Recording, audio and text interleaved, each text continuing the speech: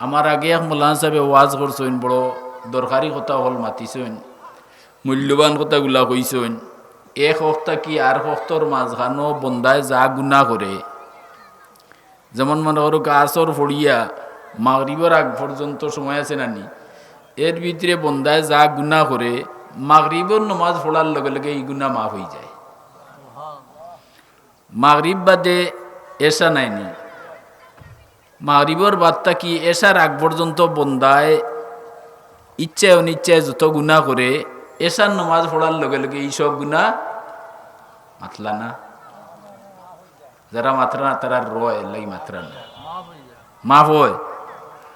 এলাগি হাদিস শরীফ আইছে এক হপ্তাহ কি আর হপ্তর মাঝখানো যে গুণা হয়, বাদর হপ্তর নমাজ পড়ি লিলে ই মাঝখানোর গুণা আল্লাহ মাফ করে দিলেন।